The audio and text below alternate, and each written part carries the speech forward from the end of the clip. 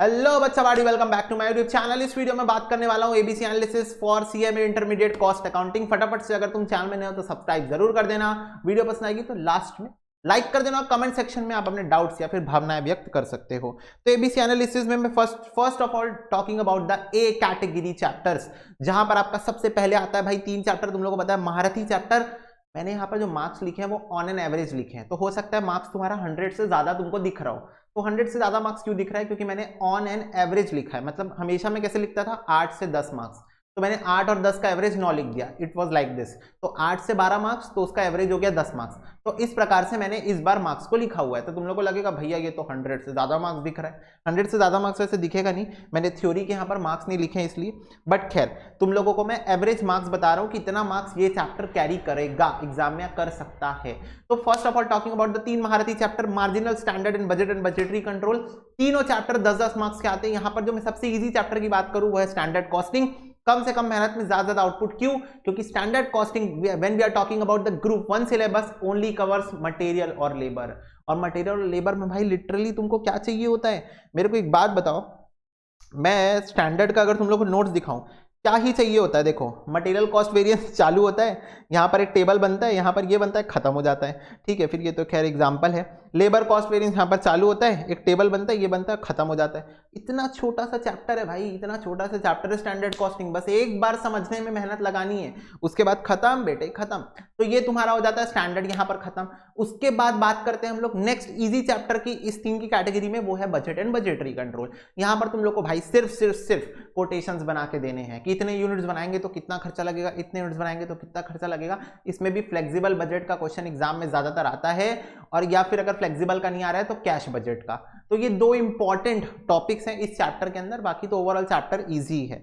फिर मार्जिनल थोड़ा सा परेशान करता है, मेरे को पता है, क्योंकि इसके कुछ ही फॉर्मूले, बट वो कुछ फॉर्मूले बहुत सारे तरीके के, मतलब नागिन फॉर्मूले हैं।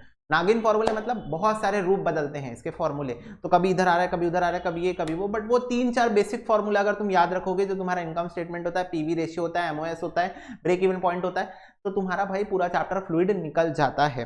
फिर मैं बात करूं तो कॉन्ट्रैक्ट और प्रोसेस का तड़का अगर तुम इसमें लगा दो, तो कॉन्ट्रैक्ट और प्रोसेस 6 से 8 मार्क्स तक कभी कभी वेरी करते हैं। कभी कभी इंस्टीट्यूट को बड़ा क्वेश्चन देना है, कभी कभी क्या करते हैं इंस्टीट्यूट ना, प्रैक्टिकल क्वेश्चन के नाम पे, मतलब न्यूमेरिकल क्वेश्चन के नाम पे कॉन्ट्रैक्ट से एक अच्छी सी प्रैक्टिकल ओरिएंटेड थ्योरी भी पूछ लेते हैं। बट ऑफलाइन एग्जाम में may be they are going to change their approach. ठीक है, तो यहाँ पर कॉन्ट्रैक्ट और प्रोसेस दोनों 6 से 8 मार्क्स का वेटेज कवर करके चलते हैं। तो ये 5 चैप्टर अगर तुम कर लिए तो 50 मार्क्स के ऊपर तो कंफर्म आता है इतने चैप्टर से। ये 5 चैप्टर से 50 मार्क्स के ऊपर के ही क्वेश्चन आएंगे। ठीक है, अब बात करते हैं हम लोग,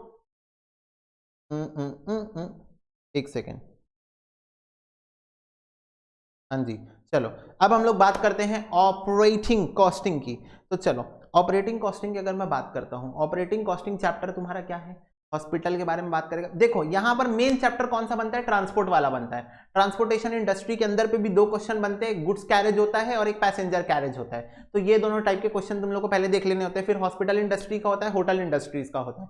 तो इतना अभी अभी मैंने न्यू सिलेबस के अंदर पे कुछ 1-2 वैरायटी और कराई है, जो कि मेरा एक्सपेक्टेशन है कि आने वाले समय में इंस्टीट्यूट जो है प्ले कर सकती है इन वैरायटीज के साथ भी। तो वो सब कराइए, 10 मार्क्स कवर करके जाता है, कुछ भी नहीं है चैप्टर के अंदर। बस एक चीज है, तुम लोगों को कंपोजिट यूनिट निकालने आना चाहिए। अगर तुमको कंपोजिट यूनिट इस चैप्टर में निकालने आ गया, कंपोजिट यूनिट मतलब passenger kilometre, ton kilometre, hotel room per day, per night, ये निकालने आ गया, तुम्हारा चैप्टर फ्लूइड चल रहा है। फिर बात करते हैं ओवरहेड्स की। ओवरहेड्स चैप्टर जो है वो देखो, मटेरियल और लेबर में इंस्टीट्यूट कभी मटेरियल कभी लेबर, कभी मटेरियल कभी लेबर, ऐसा देती है। ओवरहेड्स चैप्टर का question most of the time 10 में से 8 बार तुमको देखने को मिल ही जाता है। उसके बाद रोकफार, reconciliation of cost accounting and financial accounting system. अब यहाँ पर एक लैग है, अगर इंस्टीट्यूट रोकफा का क्वेश्चन पूछ रही तो कॉस्ट शीट का नहीं पूछेगी। अगर इंस्टीट्यूट ने कॉस्ट शीट का क्वेश्चन दे दिया तो फिर रोकफा के पूछने के चांसेस यहाँ पर थोड़े से कम हो जाते हैं। और मटेरियल अगेन 6 मार्क्स। उसके बाद मैंने इंपॉर्टेंस दी है लेबर चैप्टर को। ठीक है, देन कॉस्ट शीट, तुम्हारा कॉस्ट शीट अगर आ गया गलती से तो आ गया वाला हिसाब रहेगा। कॉस्ट अकाउंटिंग स्टैंडर्ड, ना जी ना। कॉस्ट अकाउंटिंग सिस्टम्स यानी कि integral and non integral accounting system. अब भाई ये ना 10 में से 2 अटेम्प्ट पे पूछने वाला क्वेश्चन है ये। इंटीग्रल नॉन इंटीग्रल के ज्यादा क्वेश्चन नहीं आते, रीजन बड़ा सिंपल है, क्योंकि अगर इंस्टीट्यूट रोकफा का क्वेश्चन दे रही है तब फिर ना वो कॉस्ट शीट का क्वेश्चन प्रेफर करेंगे और ना ही वो इंटीग्रल नॉन इंटीग्रल का क्वेश्चन प्रेफर करेंगे, नहीं तो एक ही चैप्टर से बहुत ज्यादा वेटेज हो जाएगा, क्योंकि ये सारे चैप्टर एक ही में काउंट होते हैं, कौन से, रोकफा, इंटीग्रल और नॉन इंटीग्रल। तो इंटीग्रल नॉन इंटीग्रल का अगर एक क्वेश्चन 8 मार्क्स में आता है, मैंने यहाँ 4 मार्क्स की वेटेज दी है क्योंकि मैं सोच के चल रहा हूँ एमसीक्यूज वगैरह में आ सकता है, बट अगर 8 मार्क्स में आता है तो तुम समझ जाओ रोकफा कॉस्ट शीट दोनों नहीं आएगा एग्जाम में।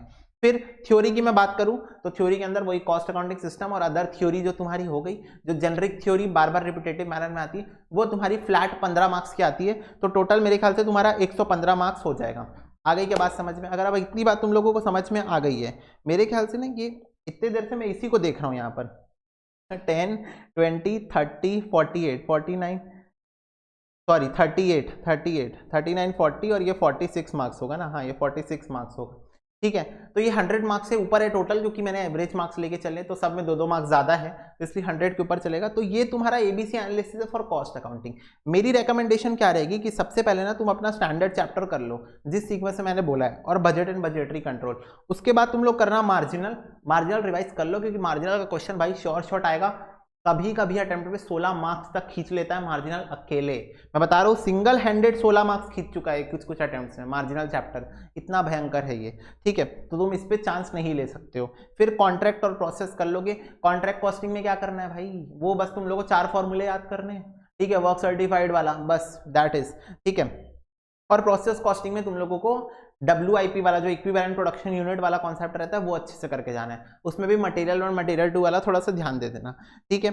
ऑपरेटिंग कॉस्टिंग में तुम लोगों को अगेन ट्रांसपोर्टेशन के दोनों टाइप के क्वेश्चन प्रैक्टिस करने हैं, हॉस्पिटल इंडस्ट्रीज प्रैक्टिस करना है, होटल इंडस्ट्रीज प्रैक्टिस करना है, प्राइमरली तो यही है, ठीक है। ओवरहेड्स के अंदर तुम लोगों को इक्वेशन मेथड अच्छे से देखना है और रिपीटेड डिस्ट्रीब्यूशन मेथड देखना है अच्छे से, बाकी सारे मेथड तो ईजी है, even simultaneous is also easy, right. और एक और इसमें कॉन्सेप्ट मशीन और रेट वाला जो है, ठीक है, वो भी तुम लोगों को देखना है।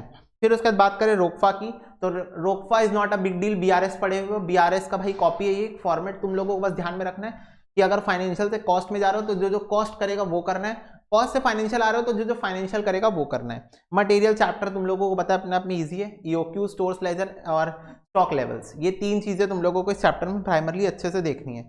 लेबर कॉस्ट में तुम लोगों को सारे फॉर्मूलाज याद करना है और एक ग्रुप बोनस वाला क्वेश्चन कर लेना याद से, अगर वो आता है तो वो थोड़ा अलग टाइप का क्वेश्चन बनता है, इजी है बट अलग टाइप का बनता है। और एक और question contribution loss due to labour turnover, उससे सेटलमेंट कॉस्ट, ट्रेनिंग कॉस्ट याद है, वो वाला क्वेश्चन भी आप लोगों को इसमें अच्छे से कर लेना है। कॉस्ट शीट तो भाई पहले ही कर लेते हो तुम लोग।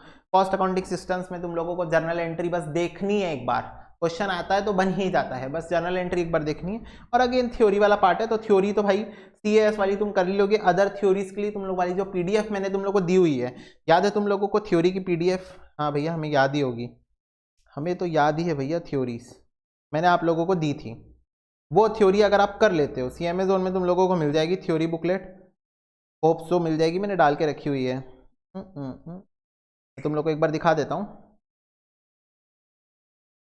ये देखो कॉस्ट अकाउंटिंग थ्योरी, यहाँ से तुम सारी थ्योरी कर लोगे, तुम्हारा काम बन जाएगा। ये देखो ये कॉस्ट अकाउंटिंग की थ्योरी है, इसके अंदर 51 पेजेस के अंदर कॉस्टिंग की सारी थ्योरी है। तुम लोगों को क्या करना है, एक बार अच्छे से गो थ्रू करना है, लैंग्वेज देख लेना है कैसी लैंग्वेज यहाँ पर फॉलो हुई है, और बस फिर तुम्हारा काम डन हो गया।